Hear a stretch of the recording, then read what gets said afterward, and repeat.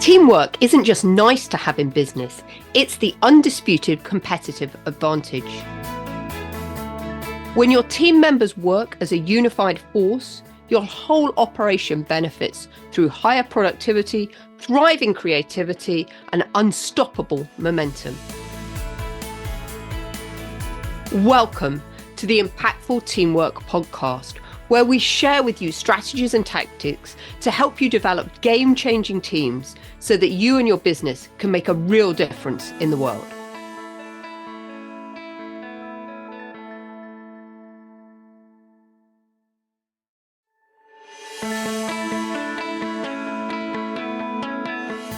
Teamwork isn't just nice to have in business, it's the undisputed competitive advantage. When your team members work as a unified force, your whole operation benefits through higher productivity, thriving creativity, and unstoppable momentum. Welcome to the Impactful Teamwork podcast, where we share with you strategies and tactics to help you develop game-changing teams so that you and your business can make a real difference in the world.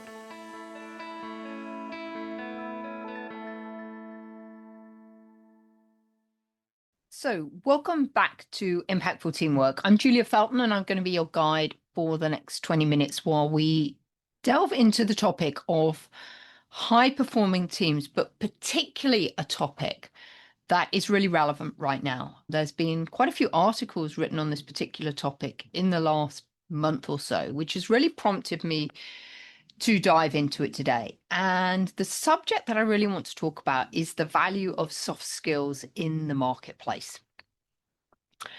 And let's be really clear, I really hate the term soft skills because I don't think there's anything soft about these key skills of things like communication, building trust, innovation.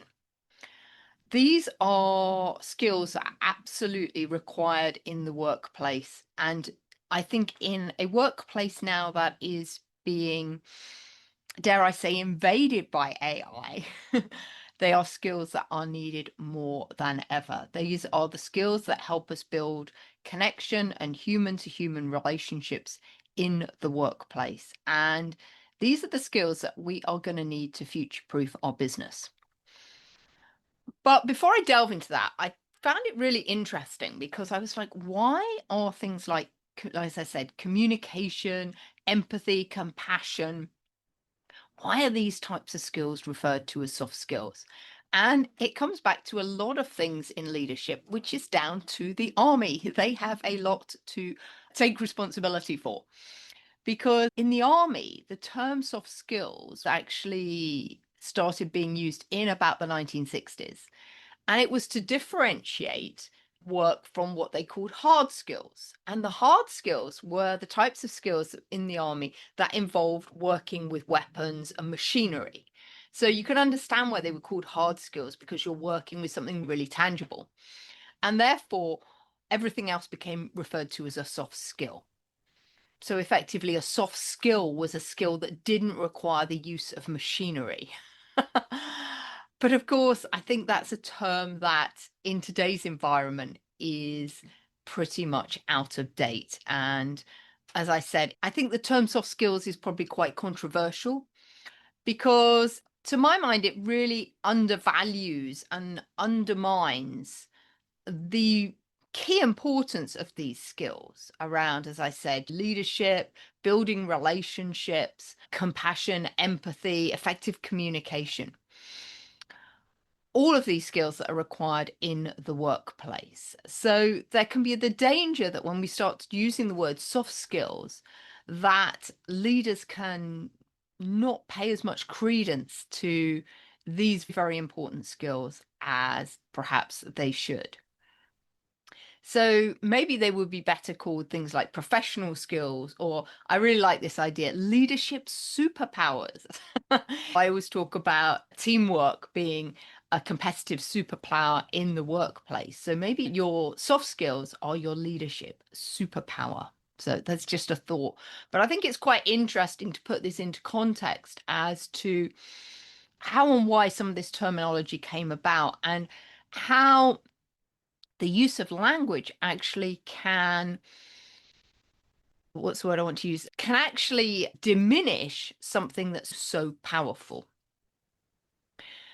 Why do these leadership superpowers, these soft skills, why are they so important right now? And I've alluded to this a little bit earlier on. We live in a dynamic environment where adaptability and innovation and resilience, they're no longer optional, right, everyone? They are survival skills. I think we can probably all agree that if we aren't able to adapt and change and pivot, then our business won't survive. And the World Economic Forum actually lists 16 top skills for the 21st century. And 10 of those 16 are these soft skills, things like creativity, collaboration, and emotional intelligence. They also cite in there things like critical thinking, curiosity, and social and cultural awareness. So the World Economic Forum recognizing that actually these behaviors are actually perhaps more important than technical capability in the job. And furthermore, a report by Deloitte Access Economics predicted that by 2030, soft skill intensive occupations will account for 2/3 of jobs. And the same report also notes that the number of soft skills intensive jobs is expected to grow at 2.5 times the rate of other jobs in other occupations. There's always a downside to this, and this is the kicker. The global soft skills gap is projected to cost economies billions each year. And in the UK, £29 billion annually. So this is why this importance of soft skills is so important. And as I said, I think we can all agree that AI is now becoming proliferant within the workplace. I actually think this is a great thing. I know there's a number of people out there that are concerned about the advent of AI and its impact on jobs. But actually, I think it's a blessing in disguise, because what AI is going to be able to do is take away the rather boring, laborious, time-consuming jobs that we've had to do in the past, a lot of these process type jobs, and make it much quicker for us to work. So, for example, you can ask AI to build you Excel spreadsheets, put all of your data in there. I was just reading something this morning, actually, about somebody who loaded all of their profit and loss statements into AI, for example, both their personal and their business, and asked it to make recommendations on where it could save costs and improve what was going on and create a savings plan and things like that. So there's a lot of things that AI can do that will be quite laborious sometimes for us to do, that it can do very quickly. So what does that mean? It means that actually within the workplace, our team members are more valuable than ever before, because what we need them to be able to do is interact with the AI and have this critical thinking in order to work with the AI more effectively. But also, with AI doing all of these things, it means that we have more time to build relationships and build connection within the workplace. And of course, we need great social skills, which are soft skills, in order to be able to do that. Because we've got an environment now which is very high tech. And to some extent, we have become and are losing that ability to connect with people. So we've got high tech, but low connection.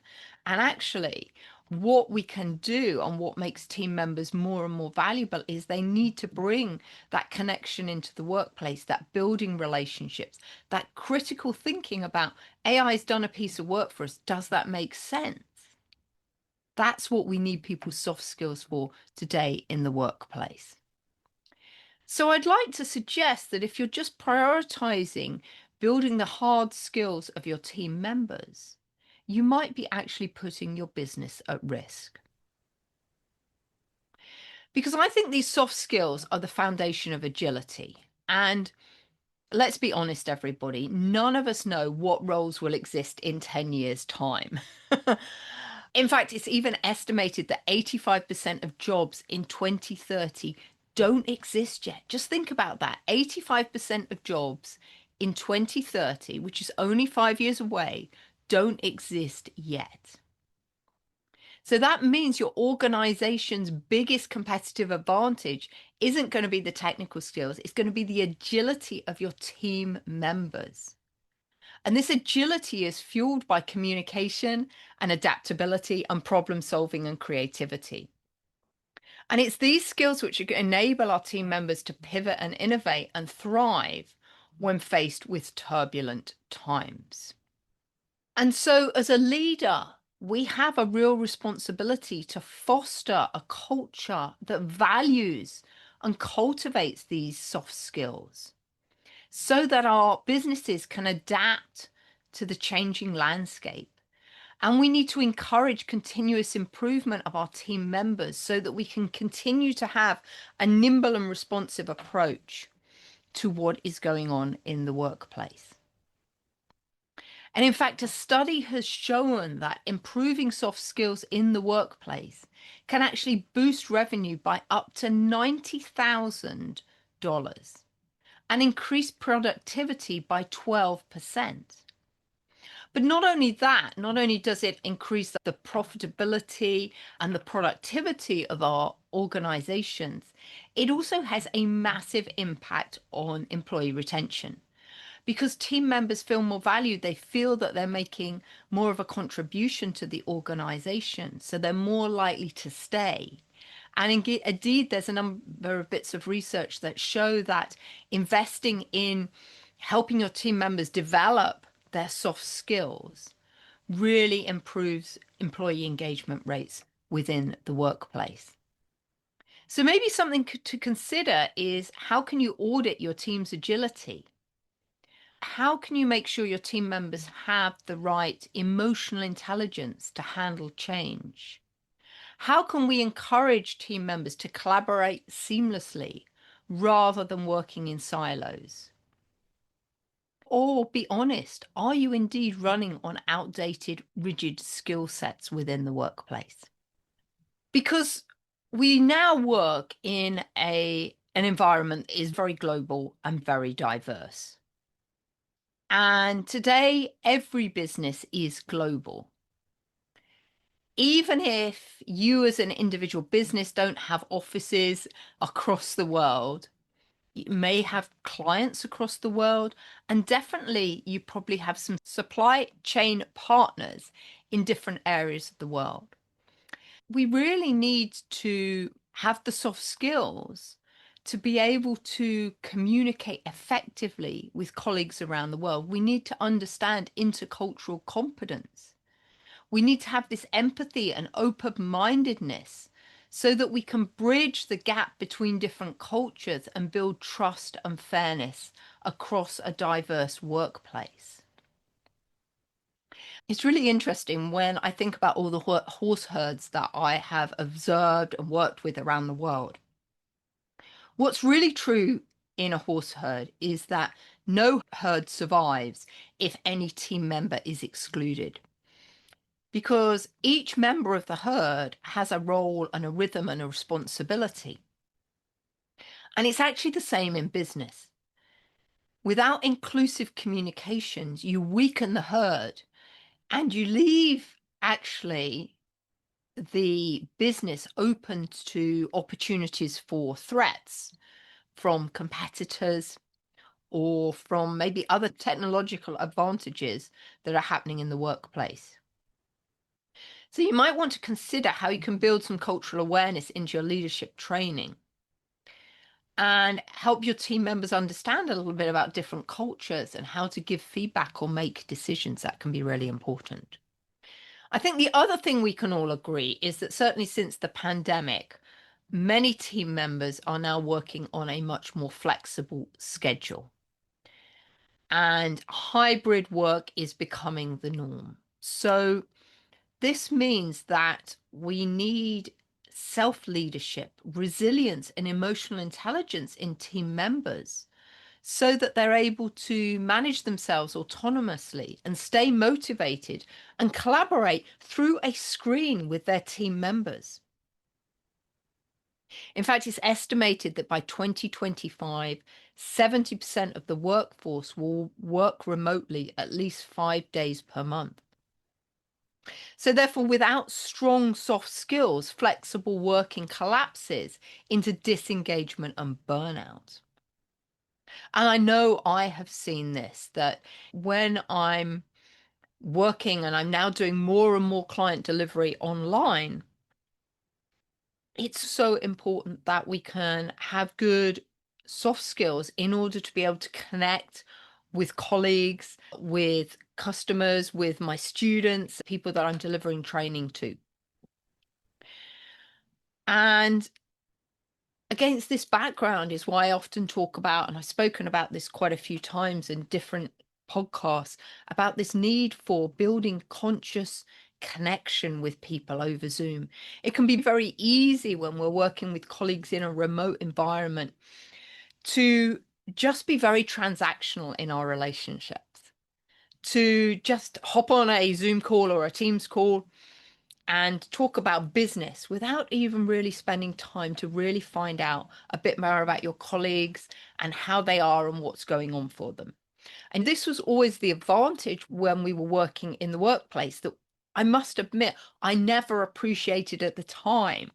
And isn't that often the case? We've got something that happens and we don't appreciate how important it is until it's taken away. And it's that whole concept of what I call the water cooler talk. It was the way that I built relationships with people when I was grabbing a cup of coffee, or we'd walk out and we'd go and buy our sandwich lunch together. I'm thinking back to my corporate time in London and how valuable that was, and actually how much I learned about what was happening in other areas of the business and what was going on through that very informal communication. And there is the danger that working remotely, that we forget to engage in that informal communication to really find out what is going on underneath the surface of the business. And that information can be incredibly valuable to us. I actually see soft skills as a driver of digital transformation because we talk endlessly, don't we, about AI, automation, and technology. But here's the truth. Technology doesn't transform business, people do. And PwC estimates that 30% of jobs could be automated by mid-2030. But the thing is, you can't automate things like empathy. You can't replace creativity or curiosity with a machine. And you certainly can't automate trust. So digital transformation only succeeds when teams have resilience, collaboration, and influencing skills to navigate the disruption. And the horse herds remind us of this too. Because when a horse herd is under pressure, it doesn't survive by each horse bolting in its own direction. They survive by reading the energy and adapting quickly, and importantly, moving in unison. We notice that when trouble is on the horizon for a horse herd, it actually comes together. It forms a collective or an even stronger collective. But what I see in the workplace all the time is when organizations come under pressure, people scatter. Horses don't scatter, they convene together. And that's a big difference. And that really helps the herd get through the tough times. So you might want to consider within your organization about, as we start upskilling people with AI skills, how can we complement that with developing soft skills alongside them? Because I think for every skill that we give people to help them work more effectively with AI, if we were also helping people develop a soft skill at the same time, there would be an exponential change in performance throughout the organization. The other really important thing for us to remember, of course, is that soft skills also drive the customer experience. Because customer loyalty is built on relationships and not on algorithms. And yes, we've seen that tech can personalize offers. And you can have, and we've all experienced, haven't we, AI bots that come in as your customer service and try and help you. But we always know that at some point you need some human interaction. Bots and customer service bots are great if you just need to know how to do something. But typically, when you've got a problem that's way more complicated, you need that human interaction. You need somebody with great listening skills who's empathetic and that is responsive and can actually go and get the help and support you need to solve the problem that you have. So some research has been showing that improving soft skills in the workplace can boost revenue by up to $90,000 per employee. And as I said, increase productivity by 12%. And one of the reasons that happens is because this better communication and empathy translate directly into better customer service and stronger brand loyalty. And again, I know from my own experience, when I'm able to get on the phone and speak to somebody, I have a much better experience. And typically, whatever problem that I've got can get resolved quite quickly. So we really need to think about with our team members, and particularly those in the front line, there is an imperative that they have amazing listening skills and the ability to resolve conflict. Because actually, what we need to think about is that every complaint is an opportunity for us to deepen trust and create a raving fan. We know that things don't always go to plan, right, in business. Unfortunately, but that's just the reality of life. We all make errors. But we can use that as an opportunity if we respond to it in the right way to really change the relationship with a customer. And if we can resolve it in a manner that works well and is a win-win for both parties, then that's incredible because that customer will become a fan for life. And I know that there was a long time when I worked with just one mobile phone company. Actually, it was up until about two years ago. I had the same mobile phone company ever since I'd had my first mobile phone, which was probably back in about 1993. So I have been a customer of this company for, probably nearly 30 years. But I got to a point where they weren't responding to my customer complaints. I wasn't getting the service I required. And actually, I felt they were taking advantage of me. I felt that I'd been a customer with them for so long, they didn't think I would leave. And so when I couldn't get to a resolution on a particular problem, I did. I finally made the decision to go with a different provider. Yeah, it's actually saved me a whole load of money in the process.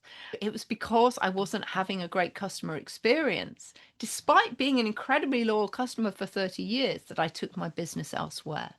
AI can't replace the customer experience because AI can't replicate the soft skills, as I said, this listening, this empathy, this ability to problem solve that we can get from a real human.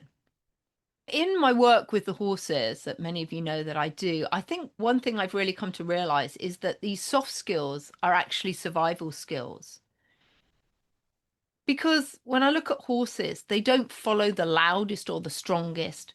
They follow the most trustworthy, consistent, and emotionally intelligent leader.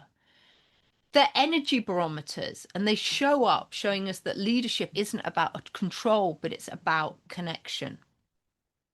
So that's why in the Unbridled Teamship Roadmap, I focus on 3 levers that mirror these soft skills. And the first of that is game-changing trust.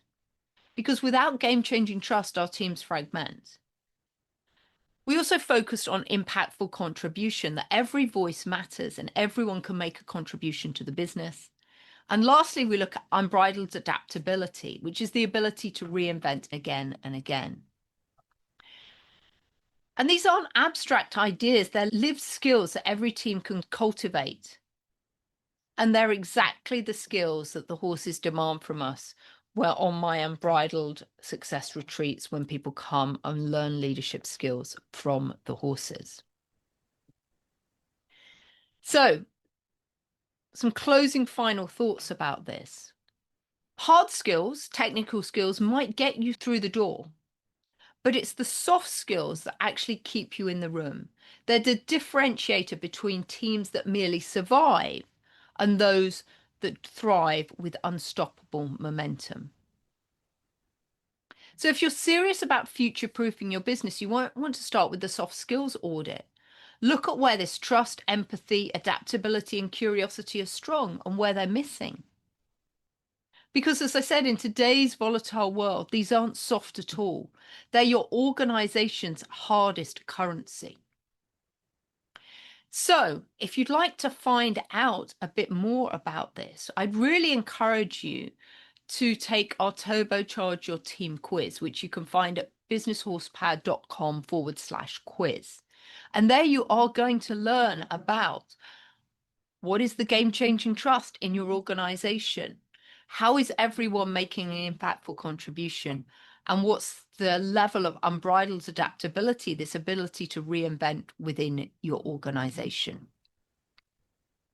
So a few things for you to think about as we go into this week is value the soft skills of your team member. They are going to be a competitive advantage for you, not just now, but in the future, and even more so in the future. And if you'd like my help, please do reach out to me or book a Turbocharge Your Team audit, and let's unpack where your soft skills are strongest within the organization and where you might need some more help and support. So I'd just like you to remember that your business is a living system. And just like my herd of horses, it thrives when every team member contributes, trusts, and adapts together. So really hope you've enjoyed this episode of Impactful Teamwork. And until next time, bye-bye.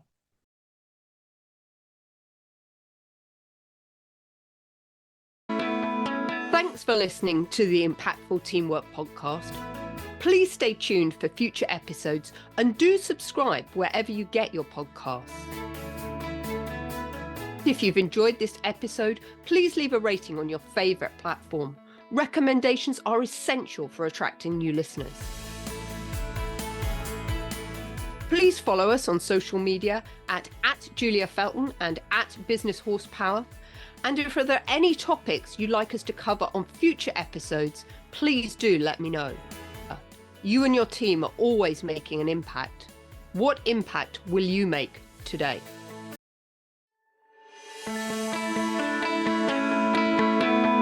Thanks for listening to the Impactful Teamwork podcast. Please stay tuned for future episodes and do subscribe wherever you get your podcasts. If you've enjoyed this episode, please leave a rating on your favorite platform. Recommendations are essential for attracting new listeners. Please follow us on social media at Julia Felton and at Business Horsepower.